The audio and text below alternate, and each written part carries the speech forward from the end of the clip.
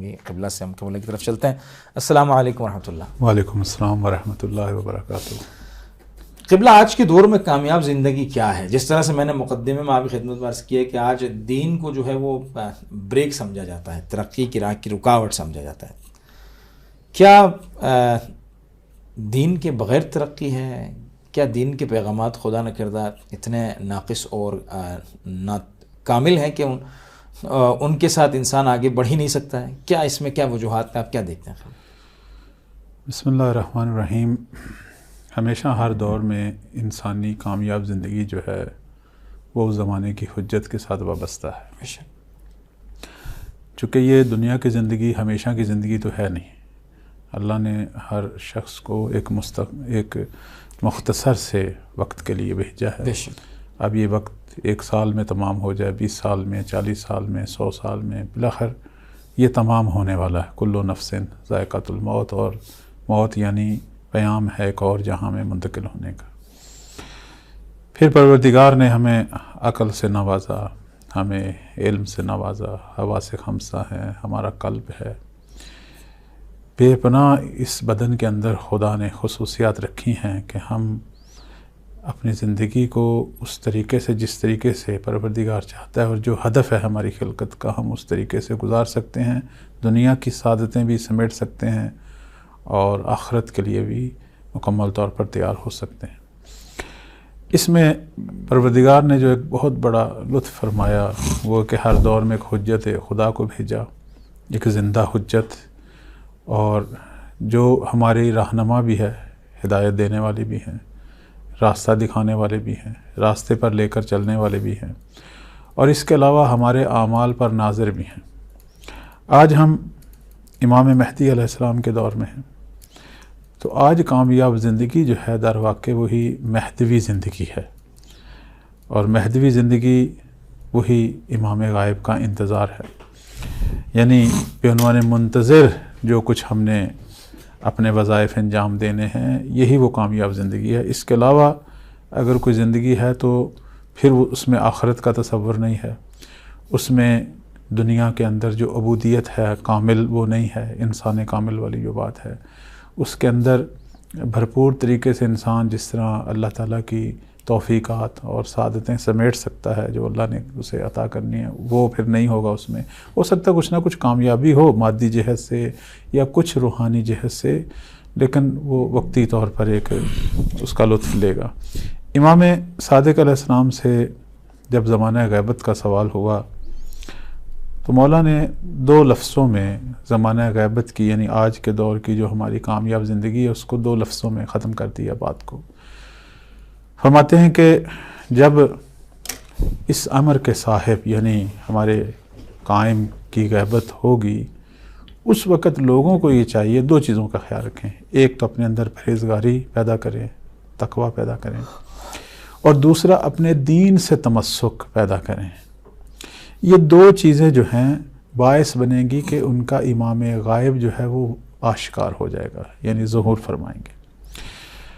اور جب وہ ظہور فرمائیں گے پھر ان کی نصرت میں ہماری زندگی جو ہے وہ کامیابی کے مراحل کو طے کرے گی، چونکہ امام کی ہمراہی ہمیں جو ہے وہ عملی طور پر حاصل ہوگی. لیکن آج کے دور میں کامیاب زندگی کیا ہے؟ جس میں تقوی ہے. تقوی یعنی خوف خدا ہے، تقوی یعنی اللہ کی عبادت ہے، تقوی یعنی حقوق خلق جو ہیں مخلوقات کے حقوق کی ادائیگی ہے.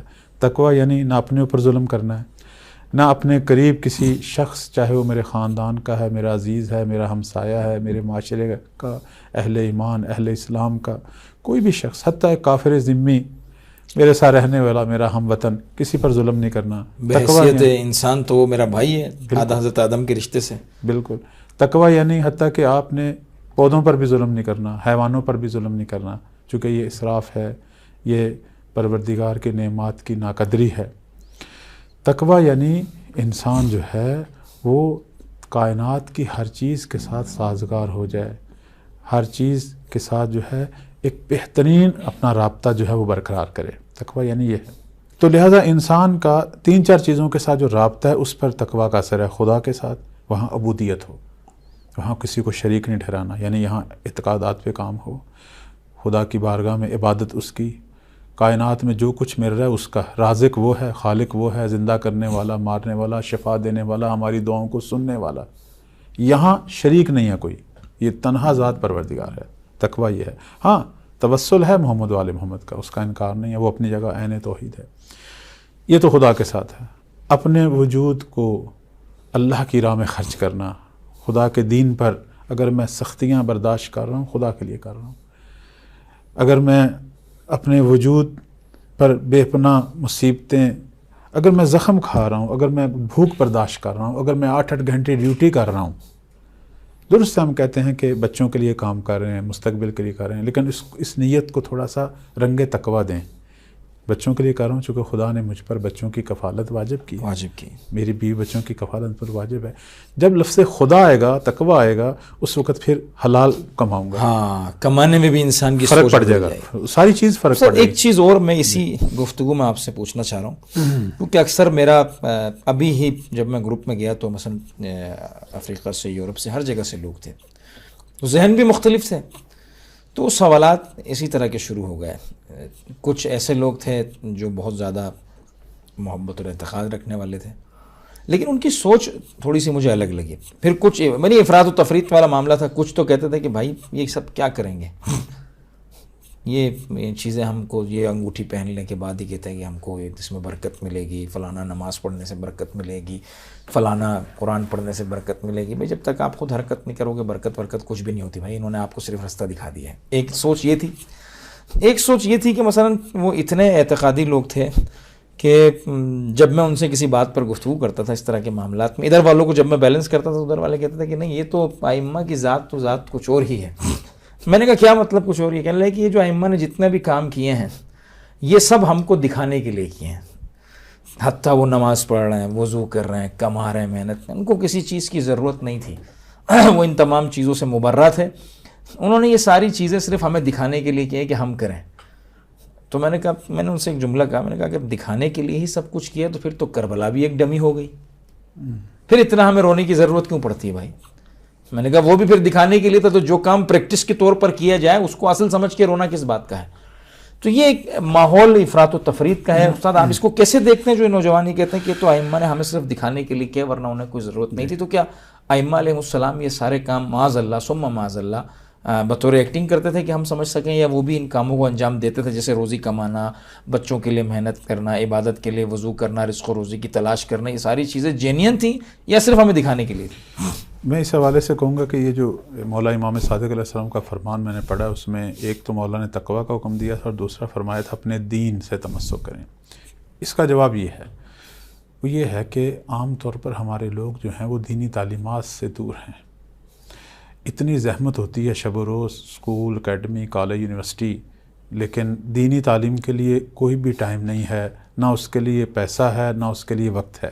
یعنی پیسہ استاد فری میں اگر کسی علاقے میں کوئی آپ جیسا بزرگ چلے جائے اور کہے کہ میں یہاں پر عقائد کے اوپر یا احکام کے اوپر آپ کی خدمت میں حاضر ہوں، قرآن آپ کو پڑھا دیتا ہوں، تو شاید یعنی 6 مہینے کے کورس میں ایک آدمی 5 دن تو شرکت کر سکتا ہے، شاید اس سے زیادہ نہیں آئے گا۔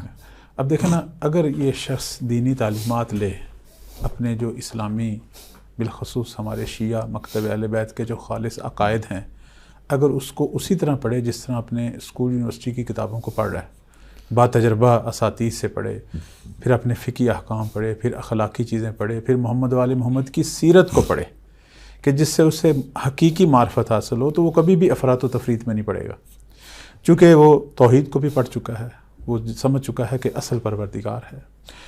وہ جب نبوت اور امامت کو پڑھے گا، پھر ان کے آنے کا فلسفہ پڑھے گا، پھر ان کی خصوصیات پڑھے گا، پھر محمد وآل محمد کے مقام کو اصلی معنوں میں جان لے گا کہ یہ ہادی ہیں ہمارے، اور یہ جو کچھ کر رہے ہیں یہ خالصتاً للہ کر رہے ہیں، کوئی دکھاوا نہیں ہے، چونکہ ان کو بھی کمال کی ضرورت ہے، ان کے اندر بھی درجے ہیں۔ اللہ نے جس طرح پروردگار نے قرآن مجید میں پارہ سیبوں میں کہا کہ تلک الرسل فضلنا علی بعض، تو جس طرح پیغمبروں میں مراتب ہیں، ائمہ میں مراتب ہیں، اولیاء پروردگار میں مراتب ہیں، اور یہ کیوں ہیں؟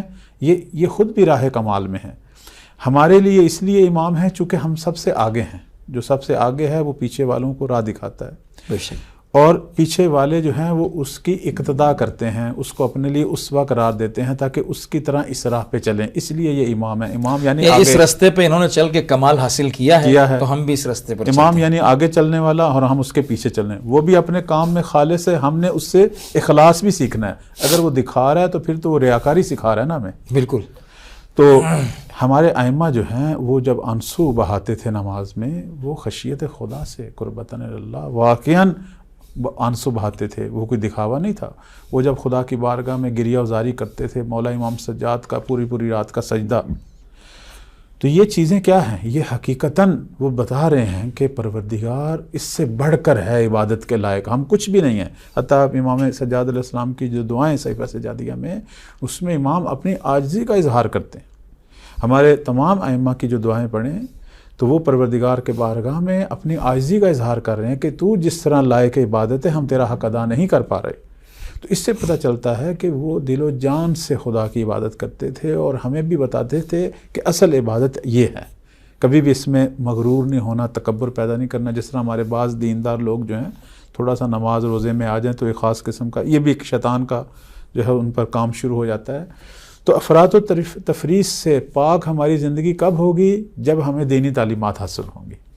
آج جو منتظر مہدی ہے، جو آج کامیاب زندگی گزارنا چاہتا ہے، اس کا یہ شرعی وظیفہ ہے کہ وہ دینی تعلیمات کے لیے وقت نکالے. اور اس کا سوال بھی ہوگا، وہ اپنے حقیقی جو عقائد ہیں جنہوں نے میرے لیے قبر کی راہ ہموار کرنی ہے، عالم برزخ جس میں محشر جنت تک، اور میرے وہ اعمال جو صرف دنیا کی چند روزہ کمائی کے لیے نہیں ہیں، جس نے میرے لیے آگے ہزاروں لاکھوں سال کروڑوں سال ابدی زندگی کی راہوں کو کھولنا ہے.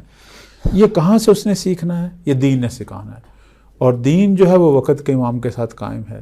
اور وقت کے امام کے جو شاگرد ہیں، جو اس مکتب پر چلنے والے ہمارے علماء مراجع، یہی دینی مراکز، یہی حوزات، ان سے رجوع کرے. اب تو الحمدللہ ہمارے ملک میں جگہ جگہ پر ایک چھوٹا سا ایک نمائندہ مرکز موجود ہے جس میں کوئی اہل علم موجود ہیں، اور اس مرکز کی دیواریں، اس کے در و دیوار انتظار کر رہے ہیں. وہ لوگ جو تشنہ ہیں، وہ لوگ جو حق کی جستجو رکھتے ہیں، کیوں نہیں جاتے ہم علماء کے پاس؟